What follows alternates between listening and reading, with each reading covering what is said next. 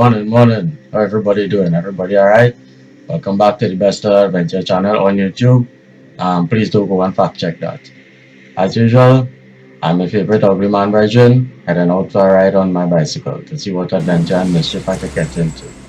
So join me on this journey and then we see what happens.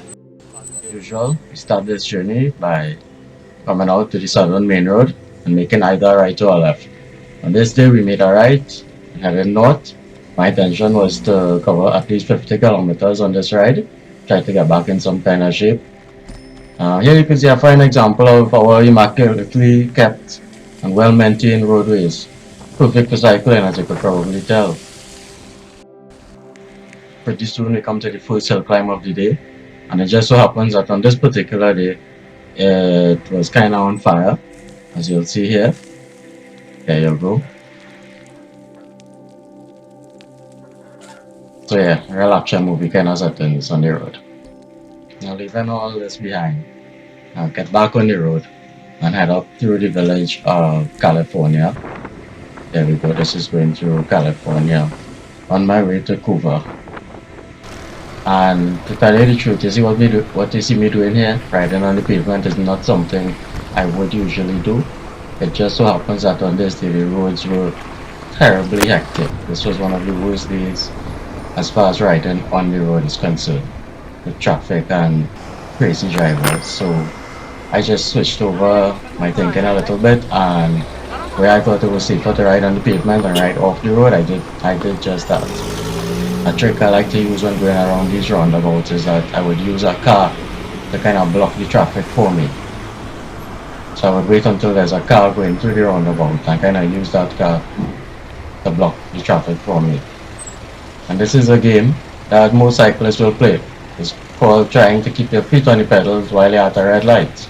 Sometimes you win, sometimes you lose. On this particular day, however, I did manage to win. I kept my feet on the pedals until the light changed green, and then I took off. I was quite proud of myself for that, if I'm being honest. Because I've been sipping beer, no mask on, cruising going down the main road. Oh, Trinidad sweet and joyous.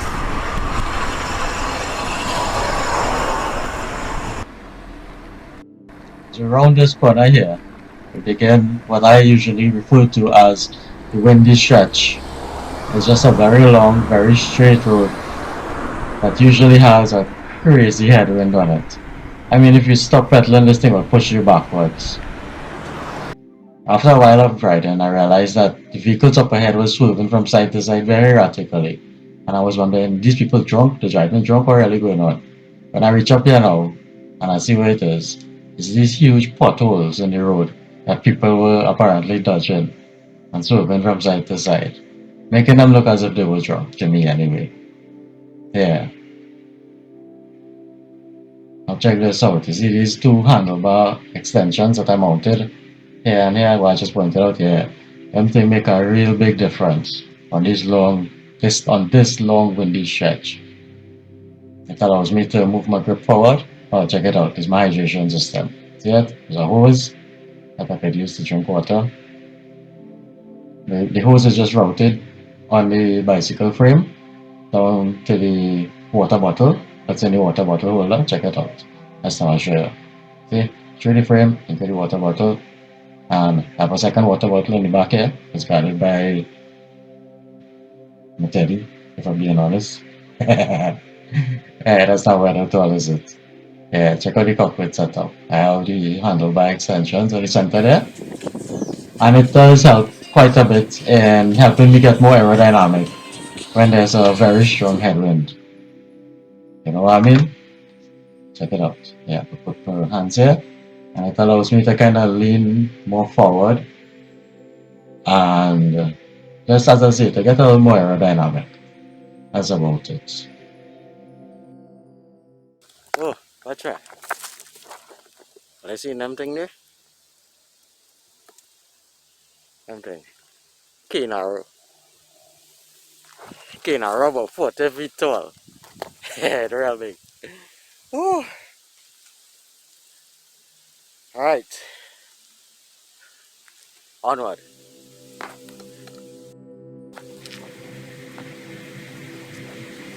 Alright, onward indeed. We'll continue our trip through the old cane fields where the asphalt turns to dirt. It was a nice ride, if I'm being honest. I always enjoy myself on these long rides. It's quite grueling, but enjoyable and the same. Pretty soon I came across this sign, however. Hey, that can be good. So we can see, you know, that ain't stopping me. We can see. How we go?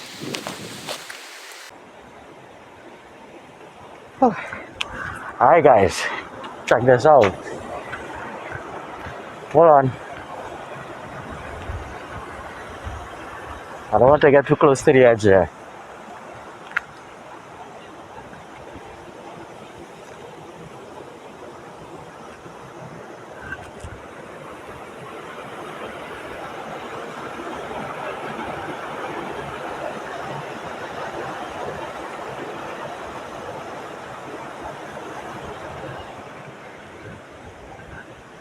You see how this side looking?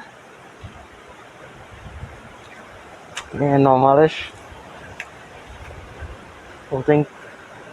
Yeah, that whole piece of road they caved down. That's what the sign was about earlier on with the road closed and whatnot. But typical Trinidadians watch. Can't close the road. People that have passed Sagari so far and turn back, they move the barricades and they're going through still.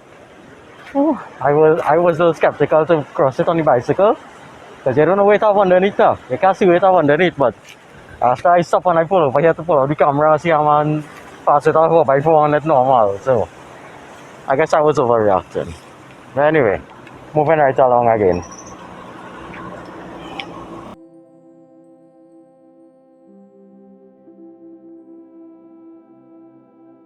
Right, yeah. So, onward we would go, following this old cane road all the way to the end where it reaches into the borough of Chaguanas, at which point I would turn around and start coming back down.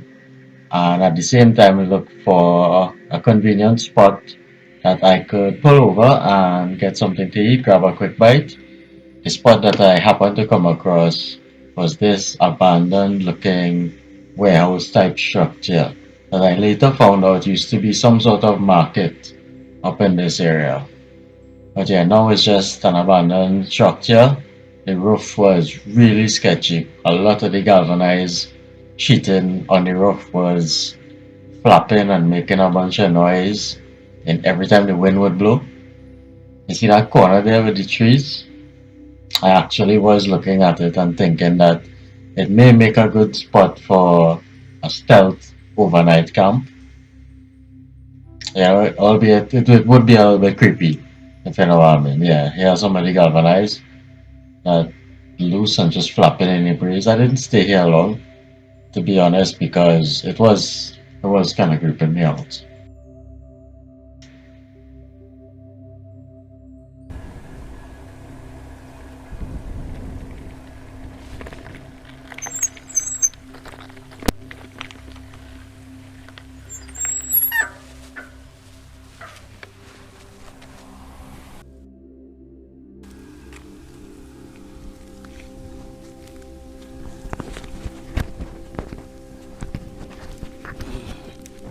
Alright guys, we come out from under the shed. That shed started to creep me out, to be honest. And step a little further down the road and there's still coconut grove here that someone planted. And we're having us a little lunch. Lunch today is holiday food snacks. Holiday foods are looking for a sponsor too, eh? I like to link something. I like the cashews. And this right here is what happens when you decide to set off without remembering to rotate your camera lens. You find that all the footage ends up being sideways. So then you have to do this, which is not a much better option if I'm being honest, but at least it's not as sideways. Eventually I figured it out and I reoriented the camera lens and I was back on my way. No worse for wear. Here you can see I'm trying to get into my quote unquote aerodynamic position as compared to like this, which is just regular mountain bike handle position. Yeah, I'll demonstrate it in this. If you look closely, You could see that by using those bars that I mounted there, the handlebar extenders, I'm able to kind of break the wind a little bit, kind of negate the effects of the high wind on these long stretches.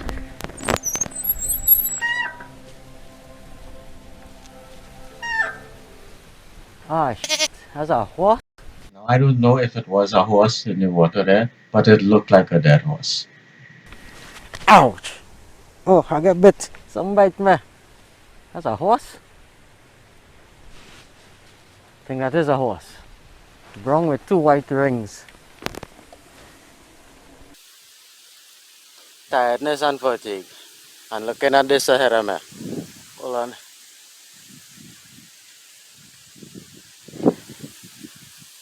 I feel we gotta stop and take an X5 down by Waterloo. Yeah, that sounds like a plan. I ain't know what time it is, but assuming we're doing good time. Assuming we're making good time.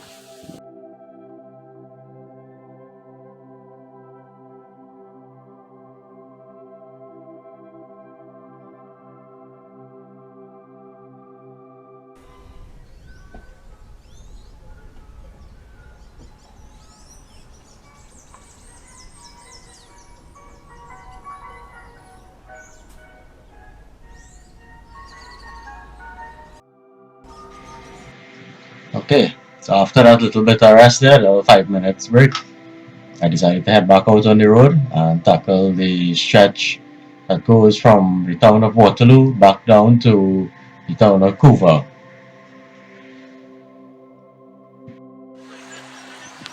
Another pit stop earlier. I just the best Savannah here and I'm breezing out again. Oh, I may have bitten off quite a bit. I know I rested, you know, and I was supposed to build up to it, but I ain't nothing. I need man. Whew, I exhausted.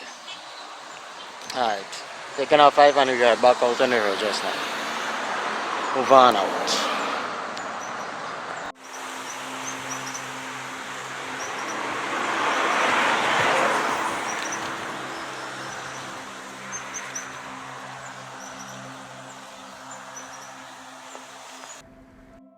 I would slowly make my way back down to the town of Couva and on to home. But little did I know that before I could do that, I would soon have to deal with some of the most treacherous traffic that I have ever had the displeasure of encountering on the nation's road. I must apologize in advance. You all are going to see me ride on some pavement and parking lots and do all kind of craziness just to try to stay safe on this road with this traffic. Here you could see I'm going to employ my trick of using a car to block while I cross this busy roundabout intersection here. I told you all it is work. Perfect example. Maxi just stopped to jump out in front of me. So we take the pavement, we take the parking lot, we take the side of the road, we take wherever is safe. You know what I mean? Try not to judge.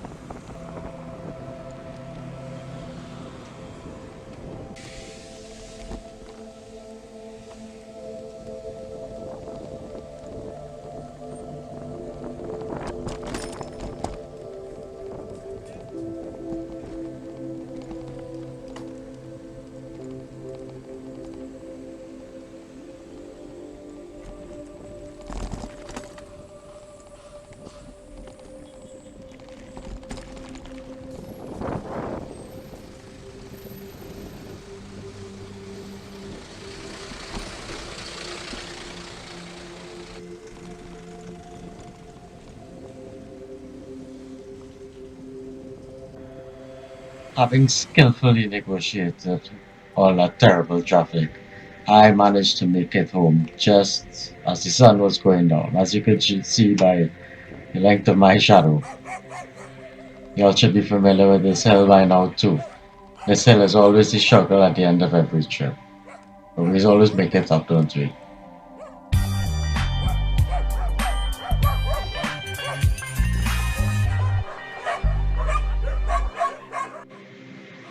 As usual, at the end of these videos, I would like to thank each and every one of you all for coming on this little adventure with me. I hope you enjoyed it, and I hope I see you next time. Until then, well, keep good, And always stay blessed. Ugly man out for the hour. Later, folks.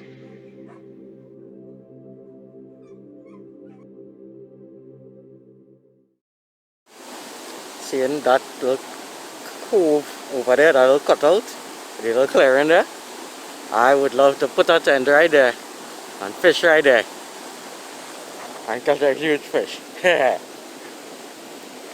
Them thing do happen though, but it's a nice fantasy. Alright, the sun kind of blazing, the sun real blazing. They walk in the shade a little bit.